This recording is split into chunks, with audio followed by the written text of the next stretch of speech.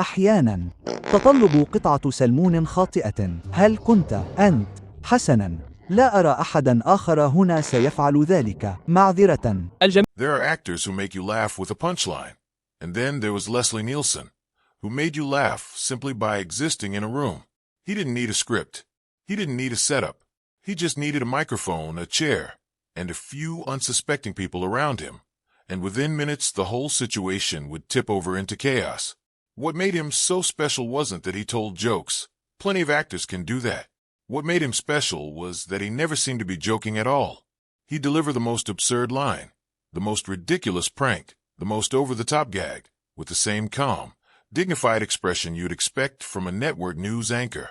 That contrast, total nonsense delivered with total sincerity, became his signature, and it turned nearly every talk show appearance, every red carpet interview, and every quiet moment backstage into a small piece of comedy history.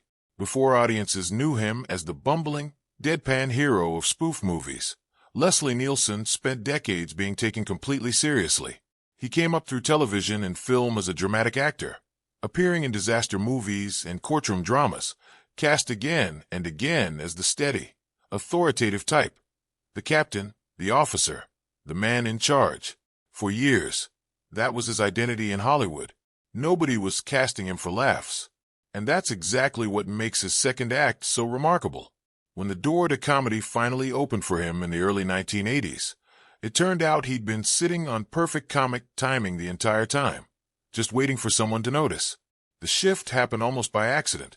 Filmmakers looking for someone to headline an outrageous airplane disaster spoof realized that the funniest way to play the material wasn't to wink at the audience. It was to play it completely straight, as if the character had no idea he was in a comedy at all. Nielsen turned out to be the perfect man for the job. He had the voice, the bearing, and the face of a man you'd trust to land a plane, which made it so much funnier when he opened his mouth and said something absurd without so much as a flicker of a smile. One exchange from that film became so iconic that it's quoted decades later by people who've never even seen the movie in full. A passenger asks if he's serious, and his reply, paired with a play on the word serious, turned into one of the most recognizable comedic exchanges in film history. It wasn't really about the words themselves. It was about the fact that he said them like he was reading a weather report. That performance rewrote his entire career. Suddenly, the man who'd spent years playing captains, doctors, and detectives in serious dramas was in demand as a comedic leading man, and he leaned into it with total enthusiasm. He went on to play a hapless police detective in a short-lived but beloved television series, then carried that character into a series of feature films that became some of the most quotable comedies of their era. Whether he was accidentally destroying crime scenes, misreading every social cue in the room, or delivering solemn narration over scenes of complete disaster, audiences couldn't get enough of watching him fumble his way through danger with total, unshakable confidence.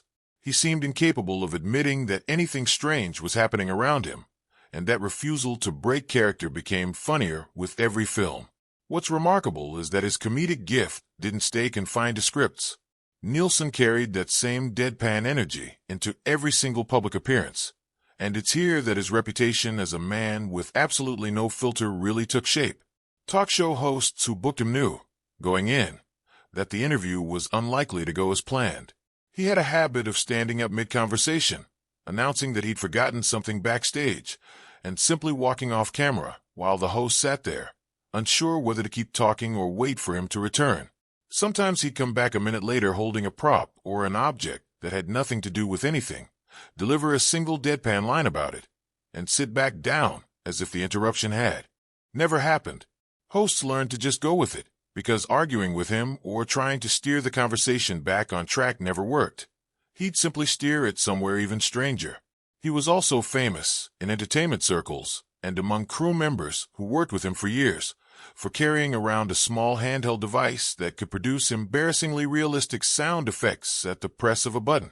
He treated this device the way other people treat a wallet or a set of keys. It went everywhere with him. Elevators were reportedly his favorite venue, because a crowded elevator full of strangers, all facing forward in that particular silence people adopt in small enclosed spaces, was the perfect audience for an anonymous, mysterious noise. According to people who worked alongside him, he would set off the device and then stare straight ahead along with everyone else, letting the awkward silence stretch out just long enough for people to start exchanging glances before doing it again. He found something endlessly funny about the fact that adults, faced with an obviously ridiculous sound in a shared space, would rather pretend nothing happened than acknowledge it directly. He used to point out that even children, who supposedly have no filter of their own, would eventually catch on and just start laughing, while the grown-ups in the room maintained a rigid, dignified silence, refusing to be the one who broke first. Crew members who spent long hours on set with him have described how he would smuggle that same device into scenes with other actors, often without their knowledge, timing it for maximum disruption during serious, tense moments of filming. On more than one occasion, according to people who were there, he managed to get the gadget attached to a fellow actor's belt or clothing without them realizing it, so that the actor would set off the noise themselves in the middle of an intense, dramatic scene, utterly bewildered as to where the sound was coming from. Everyone on set, watching from behind the monitors, would be doing everything they could to keep from laughing out loud and ruining the take. It wasn't malicious. It was mischievous in the purest sense. A grown man in his 60s and 70s, decades into an accomplished career, still finding pure joy in making people laugh when they least expected it. His fellow performers, especially those who spent years working alongside him on the big screen, often said that keeping a straight face around him was one of the hardest parts of the job. He had a habit of glancing off to the side with a look of total, innocent confusion whenever chaos erupted around him, as if he had absolutely no idea what was going on or how he might be connected to it. Co-stars have talked about losing entire takes because that one glance, that single flicker of feigned innocence, was simply too much to withstand without breaking into laughter themselves. It became something of a badge of honor among people who worked with him. If you could get through a scene with Leslie Nielsen without cracking up, you truly earned your paycheck that day. Interviewers who sat across from him quickly learned that there was no such thing as a normal conversation. He had an uncanny ability to answer even the most straightforward question with something so unexpected that the interviewer would be left scrambling, unsure whether to laugh, follow up, or simply move on. Asked about difficult moments in his past work, he might respond with a story that seemed to be going somewhere serious, only to undercut it entirely with a single absurd detail delivered in that same steady, sincere tone. He treated interviews less like promotional obligations and more like opportunities for a new bit, and viewers loved him for it because it meant you genuinely never knew what you were going to get. Even physical mishaps became material for him. He once explained, in his own way, that a wrist device he was famous for using had actually started life as something meant to help him recover from an old injury, before he'd modified it into a tool, purely for comedic mischief. Whether or not that origin story was entirely accurate hardly mattered.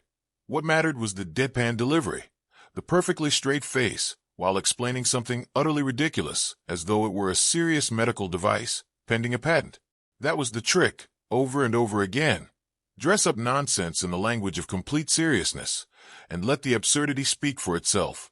He also had a gift for turning product endorsements and commercial work into something far funnier than they had any right to be. In one commercial for an adult undergarment brand, he managed to deliver every line with such total sincerity and gravity that the absurdity of the situation became the entire joke. He never winked at the audience, never suggested he thought the material was silly. He played it as though he were delivering a public service announcement of the utmost importance, and audiences ate it up because the seriousness was the comedy. Despite constantly being the instigator of chaos, Nielsen rarely broke his own composure. Interviewers and audiences alike noticed that he almost never laughed at his own jokes, no matter how outrageous the moment became. He seemed to understand instinctively that the moment he cracked a smile, the illusion would shatter and the joke would lose its power. He talked once about how he saw himself, not quite a comedian, because a comedian says funny things, and not quite a comic, because a comic says things in a funny way. He considered himself something else entirely, someone who said unfunny things in an unfunny way, and somehow, against all logic, it kept turning out funny anyway. It was a strange kind of self-deprecation, delivered with total confidence, and it captured exactly why his humor worked as well as it did. What audiences and colleagues alike came to appreciate about him over the decades was that his comedy never depended on cruelty or embarrassment at anyone else's expense. He wasn't the kind of prankster who left people feeling humiliated. His jokes were about surprise, about timing, about creating a small shared moment of absurdity that everyone, eventually, could laugh about together. Even the people on the receiving end of his pranks, the actors who found themselves unknowingly wired up with sound effects, the interviewers whose carefully planned segments got derailed within seconds, tended to look back on those moments fondly, because being the target of a Leslie Nielsen joke meant you'd been let in on something memorable. By the time he'd fully settled into his identity as a comedic performer, he'd said more than once that he considered himself lucky to finally be doing exactly what he wanted to do. He talked about how, for him, the difference between work that felt hard and work that felt easy came down to whether you were having fun. When you're enjoying yourself, he'd explain, time seems to disappear, and you look up wondering where the hours went. When something is a struggle, every minute drags. For him, comedy never dragged. It was the thing he'd apparently been building toward his entire career, even during the years when nobody, including perhaps Nielsen himself, realized that's where he was headed. That's ultimately the reason his interviews and public appearances still circulate and still make people laugh long after they first aired. It wasn't polished, rehearsed comedy. It was a man who had completely committed to a bit at every possible opportunity, whether the cameras were rolling for a movie, a talk show, or just an elevator ride with strangers who had no idea what they'd walked into. He proved, appearance after appearance, that the funniest thing a person can do is refuse to acknowledge that anything unusual is happening at all, and let everyone else do the work of reacting. Decades after his passing, clips of his interviews and pranks continue to resurface online, introducing his particular brand of chaos to audiences who never got the chance to see him live.